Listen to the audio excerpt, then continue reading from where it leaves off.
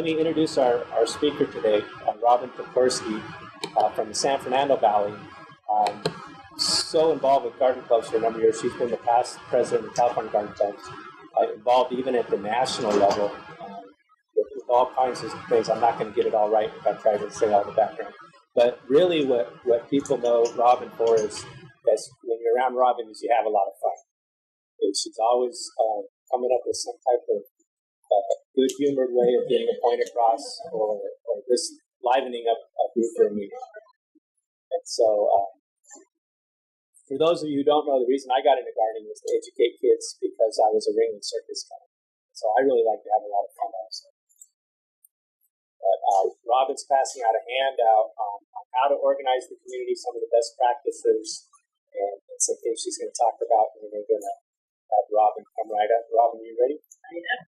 All right. She's going to be stuck here because we're video broadcasting to Ridgecrest, so you're going to have a ball and chain. Don't be doing that. All right. Good morning, everyone. Thank you for having me. Is this mic close enough? I'm supposed to be doing. That's for anybody new that comes in. Hello, Ridgecrest. You have the best meats in Tender Cuts. I know this. Have you all been to Tender Cuts? Does anybody go to Tender Cuts but me? Oh, well, that was the draw to come up here and talk to you, so I could go to Ridgecrest and get their Tender Cuts meat. Well, never mind if you haven't been there. So, it's like a storefront butcher, and I'm giving him a plug. It's great food. Anyway, I'm glad to be here. I need my notes over here. And I came to talk to you about garden clubs and how we might benefit you. And I hope we can. Garden clubs, particularly California Garden Clubs Incorporated, was founded in 1931. So we've kind of worked out the kinks, you might say.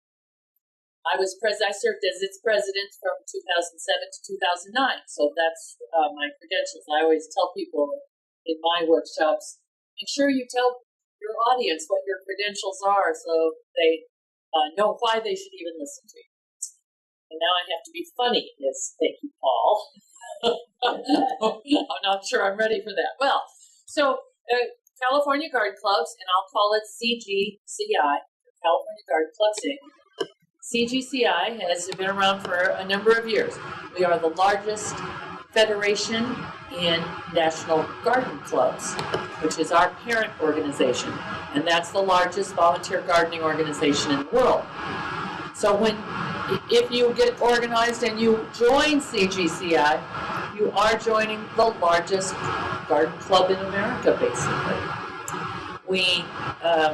What we can mostly offer you is the wealth of our experience, and we have 22,000 members in California, for example. There's an awful lot of experience and knowledge and just plain old fellowship, I guess, in that. So I guess I will tell you just a little bit about our parent organization. We've got 5,700 clubs throughout the United States and nearly 200,000 members.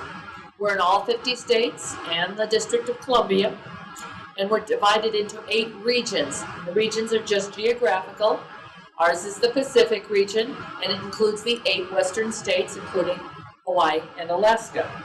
So we really have the most interesting region in the country. I keep trying to remember to keep my foot in one spot. We have the most interesting region because we do have Alaska and Hawaii, and their growing seasons are so diverse, and we have so much diversity right here in California. But it's interesting in the region because I visit all these states on a rotational basis, and so it's been wonderful to see giant squash and pumpkins grown in Alaska, and it's fabulous to see the orchids and protea growing out on the side of the road in Hawaii. So let's see. Now, if you were to join, well, let me tell you about California Garden Clubs. We have 330 clubs, 22,000 plus members, and we're divided into then 28 districts. Those are geographical, and your if you were to form into a regular club, that would come into Sequoia Foothills District. And Sequoia Foothills District has 9 clubs already. They have 428 members and 7 youth groups. So the youth groups in Sequoia Foothills, that's quite a lot of youth groups. Many districts have only 1 or 2 youth groups. We have a lot of educational opportunities available. And I'm thinking that's what already it sounds like you'd be the most interested in, is we have already preset curricula set for landscape design, gardening study, and that would be your botany, your propagation, pruning techniques. And we have environmental studies, and that covers things like water, air, land, pollution. That's really an interesting course of studies. And flower show schools, and that trains people to become flower show judges. I have gone through all of these schools, and I am what's called a 5-star member. And there's only about 50 of us in the country, and I am a master in each one of those disciplines. So I really always encourage you to take the schools because I think they're the most interesting. So, in hearing, let's see, let me check my notes. Okay, in hearing just your opening here, it seems like you're very interested in the actual gardening practices and in how to even get started. Well, you need some bylaws, you need some officers, and you need a core group of people that are dedicated to wanting to drive this forward. To join garden clubs, for example, if you were to get yourself into a formal garden club and you were to join CGCI, how about if I tell you what would be expected of you? Basically nothing. You pay some dues. Those dues are going to have to go up because our national organization, when you join California Garden Clubs, you join the parent organization of national. So you become part of that 200,000 people. So there's dues to pay. If you want to take advantage of our group insurance, that's liability insurance, that's an extra charge, but that's optional because some groups really want that insurance and other groups have no use for it. So that's optional. That's generally, it changes every year, whatever the insurance company tells us it's going to be, and because we don't make a profit on that, that is generally around $1 to $1.50 a person. The dues to California Garden Clubs will be $2.75 in 2016. Right now they're $2.25 per person. That's, and then to join, you would be also joining Sequoia Foothills District, and they, I'm sure, have a dues.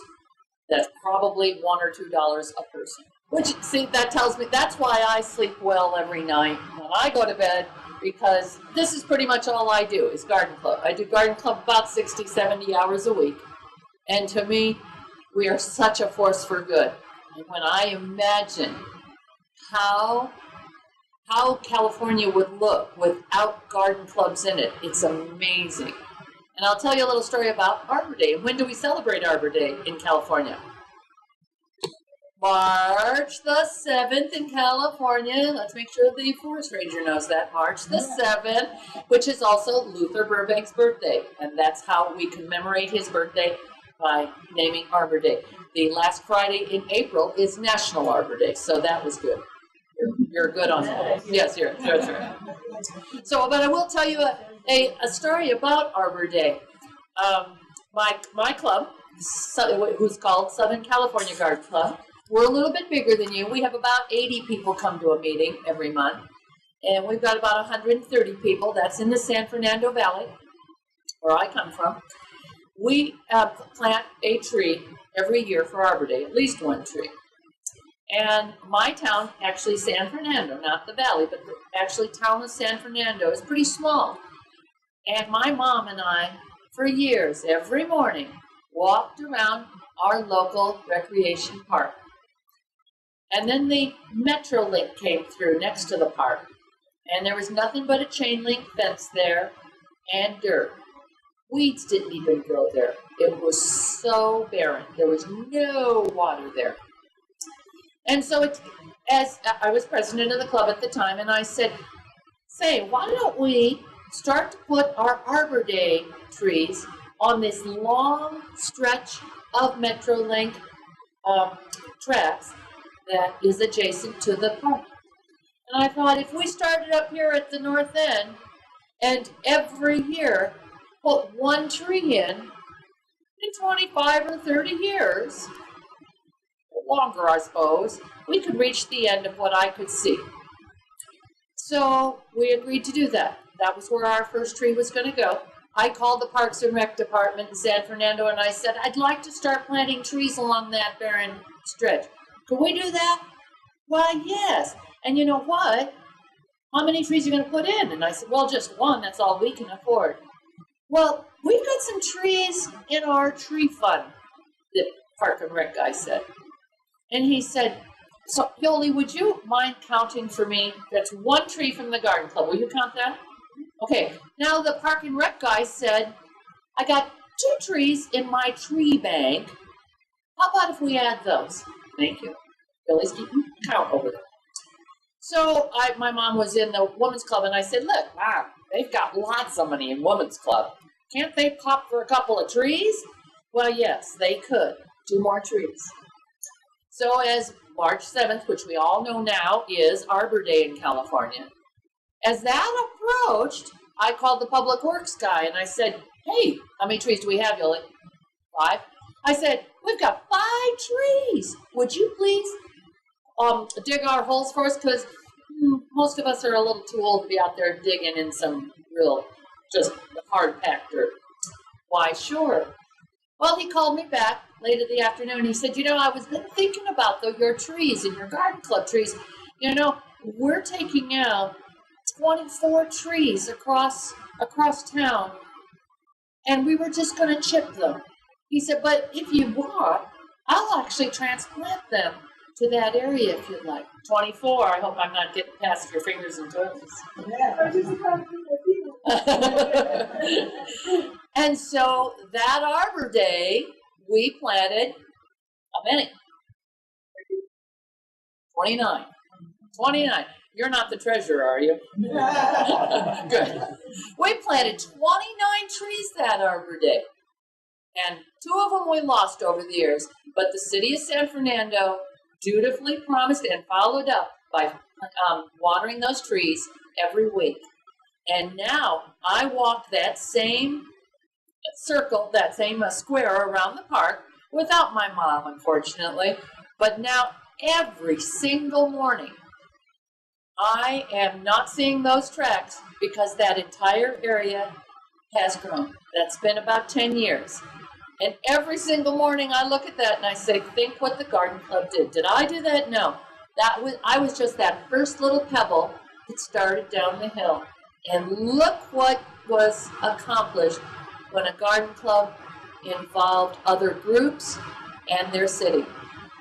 It reduces erosion, it reduces the dust, it reduces the noise, it provides shade for that side of the park because it's west of the park. Why? It cleans the air. Why? There's almost no limit to how much good those trees are doing our town. You know, it's also reducing the heat islands of that dirt, and it's just wonderful.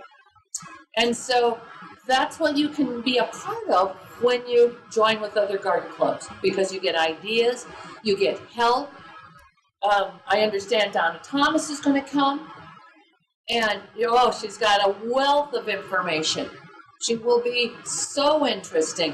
She has so many resources for you. And that's what you join when you join garden clubs. You join with all of that knowledge, the resources, and the networking. And besides, if you guys like to plant, where'd the orchid go? How did it go so fast? Oh, there it is. I love learning about that. I always love learning about it, and there's never actually too much. That's a great reason to be a garden club, to share what works and what doesn't work, particularly for new people that are coming into the area.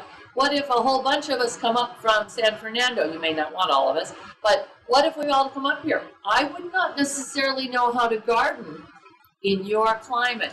There you become the experts. There you get new people in, and you say, we got the answers. We have the experience of how it grows here. All right, on gardening study schools, those are 4 courses of 10 hours each. That's 10 hours of, and generally we break it up into 2-day courses. So there's 4 courses of 2 days each. You can put them close together. You can spread them out over a couple of years. And at the end, they are 10 hours of instruction by, we try to keep the standard very high, of college level and above professors. They cover classes such as botany, basic botany, propagation, pruning, fruit, vegetables, ornamentals. There's electives in each hours of electives, which I think is always very interesting because that means you can particularly pull on something that's of particular interest to your area. If you take a test, and that's all optional, if you take the test at the end of that and pass it successfully, you become a gardening consultant if you're a garden clubber. And that's a badge of honor in the garden club world. It won't get you any higher pay, but I like to think of it as getting maybe a greener selection. When I get to heaven, I might have a greener view than maybe someone else. So that I've enjoyed those. My club has put on 3 in the valley. We have put on 3 schools over the years. I find that interesting because no matter how many times I go, I learn something new every single time. You're hearing from, as opposed to a garden club program, which can be entertaining, the gardening consultant classes are very informative, and they are meant to be kind of classroom style. Not that they aren't still entertaining, but it's not exactly the same as a program. So that takes a little bit of effort. It does take some instructors. You need access to instructors, but it sounds like you'd have access through Bakersfield Extension Service. If you've got someplace for people to stay, if you ask me, I would tell anybody, jump at the chance to come up here and teach a class, because just that drive through 178 was fantastic. Yes, landscape design and environmental studies schools are really based on the same format. There are 4 courses of 10-hour class, 4 courses of 10 hours of instruction. And at the end, you become a landscape design consultant or an environmental consultant. That's not a professional degree. It's just a garden club degree, but I'm proud of mine. Okay, anything else? What else? Flower Show School is for judging flower shows. I judge at the Ridgecrest Fair, or is that the Kern Fair? Desert Empire Fair. So I judge at that almost every year. So I go all over the place too, because I'm invited a lot because I will go all over the place. But see, then I wouldn't, if I didn't accept some of these dates, I wouldn't get to see beautiful parts of California. What else do you need to know?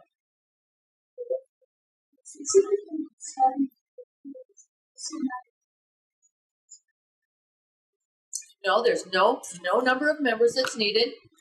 I would tell you, to be most successful, you want 10 people, because you need 5 to really take hold of the leadership. You need 5 Indians out there willing to sit out there and support those 5 leaders. And then you need to have that second set of people then willing to take the leadership roles to get a group on its feet for the long term. My club was organized in 1927, so it's got a very firm foundation, and I think that's part of its success. But no, you don't. You can do it with less, but you're going to have those really committed people they're willing to stay with it. I am also a parliamentarian, so I would be happy to help you with bylaws. You want not extensive bylaws, but you want bylaws because it just sets the tone of your meetings. That you want to, just how you're going to run things. Otherwise, you get almost too loose, and then it falters from lack of direction. So you want to give it enough direction that you're going to have something that's driving forward, but not so much ever to bind you to being too rigid. Is that an answer? Yes, ma'am.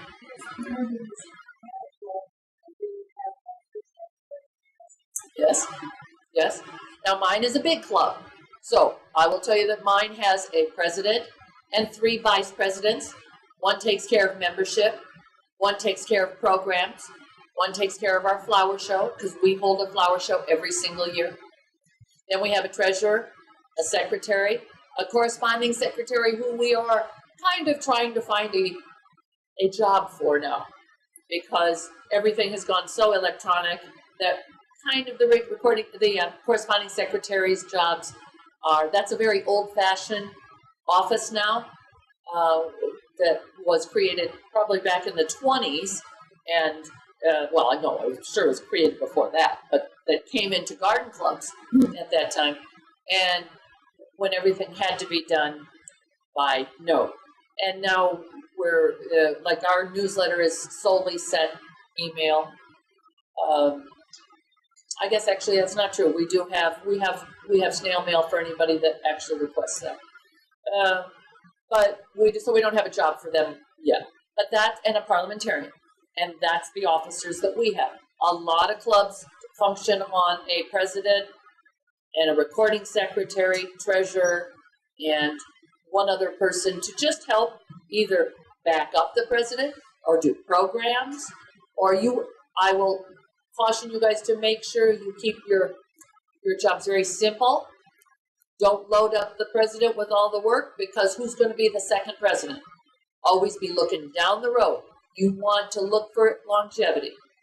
Otherwise, there's no point in going through any exercises of organizing if you can't drive this forward for a long time.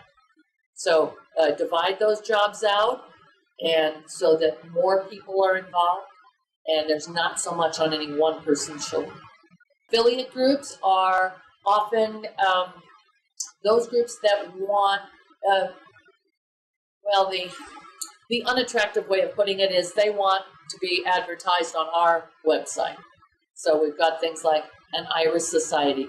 They don't want to participate in garden clubs, but they want to get their the word of their shows out to our members and on our website. So affiliate memberships are certainly who else would we have that would be of more interest? We have Tree People. Have you ever heard of Tree People up here? Yeah. All right, Tree People. And actually, the founder of Tree People, Andy Liptis, is a member of our club. Because I have to tell you some history on that. When he was a 14-year-old boy, he was driving his dad's truck, maybe slightly before he was supposed to, but he wanted to get trees, and he was delivering trees even at that age. And a club member said, "You can come and fill up at our gas station, fill up your dad's truck at our gas station," so his dad wouldn't know that he was taking his truck. And so from that on, he has been so we've had Andy Liptis be a member of our club since before I was in it. So we Tree People, Theodore Payne. We affiliate with those groups that have an objective in common with us, because certainly our objectives are to promote gardening, to certainly the home gardener particularly. We don't do commercial stuff. This is people like you, just home gardeners that are interested in how do I grow something better in my life, because we've got a lot in common with them. We want to support them, and we like to see where we can help. We take on particular projects from time to time at the state level, and that coordinates everyone. And the best thing about those types of things which I will always tell you about, like White Flower Farm, not saying that right, Flower Farm, something, White Oak Farm, that's it, White Oak Farm in Southern California. White Oak Farm was promoted themselves as they were going to, and I don't even know, this happened just as I was coming into Garden Club, that they were going to be saving some plant or other.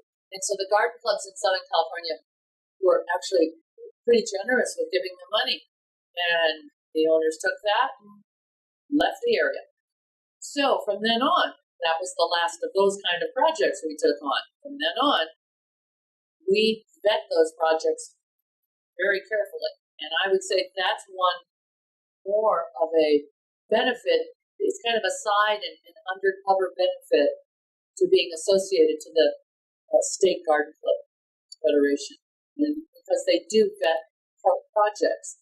So right now we are supporting Anza Borrego State Park. We have committed $15,000, raising $15,000 to install irrigation there.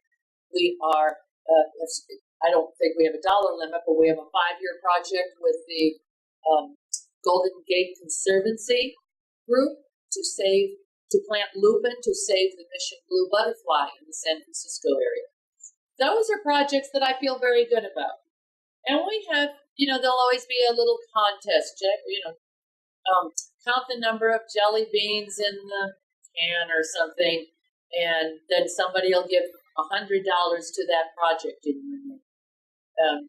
Those are interesting ways of raising money, but I like that the project has been vetted, and I feel a good confidence in giving money to a group that I know has been checked out. Like me, who could come up, we are happy to help new clubs start up.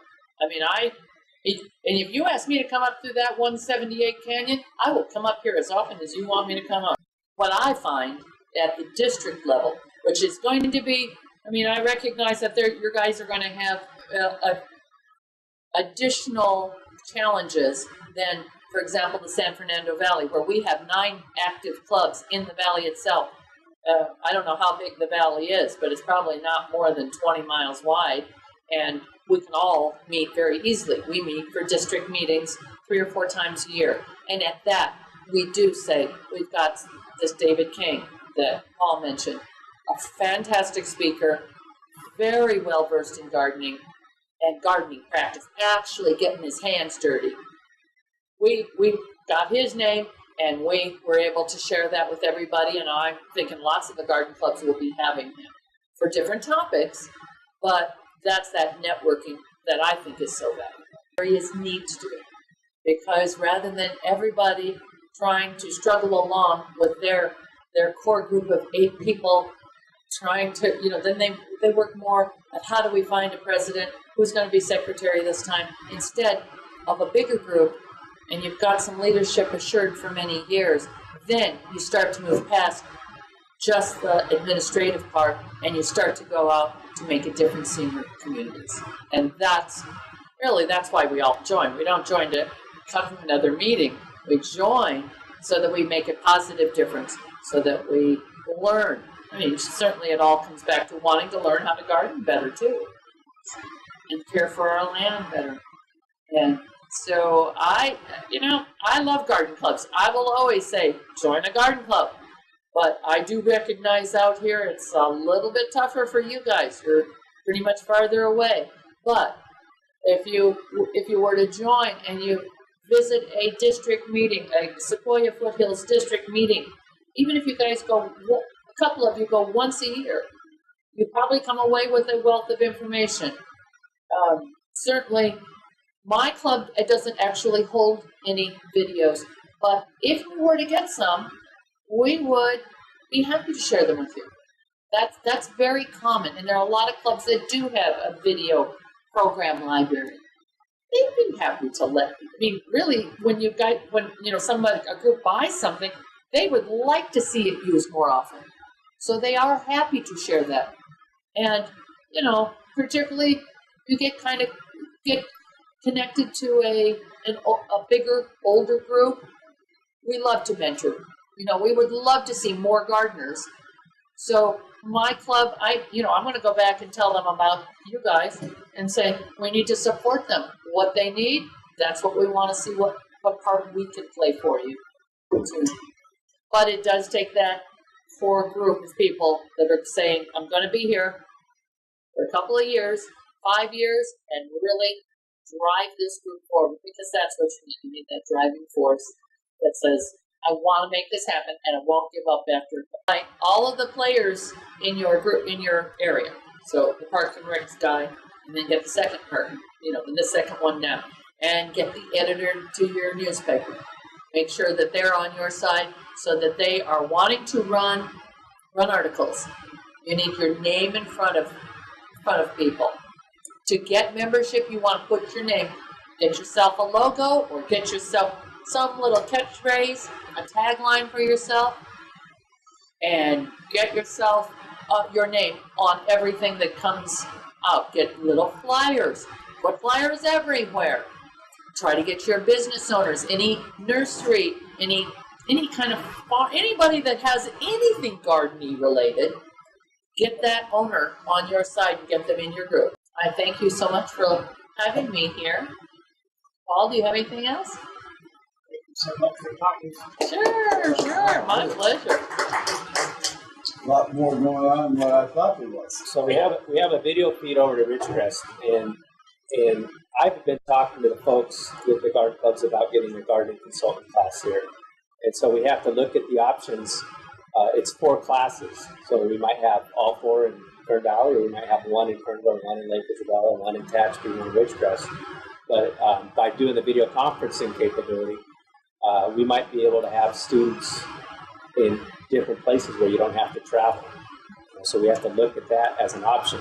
If I could have 1 class here, which is convenient, but then the next class is in Tehachapi, but you can still come here and take the class and remotely get the information, or have the option to drive to Tehachapi. Some of the people here will go ahead and take that day trip over to Tehachapi. But we need to look at what's going to work for our area. And I think Terry had a key point on partnerships. We really need to partner with all these different groups. And like the example, the suggestion that she made for the newspaper. I'm talking with the editor of the Sun, and we're going to have a monthly little picture with an article for the Kern River Valley Garden Group that she's agreed. Every month she'll put in a picture and a little information on what we're doing. I also have a monthly article for the paper Morford Heights.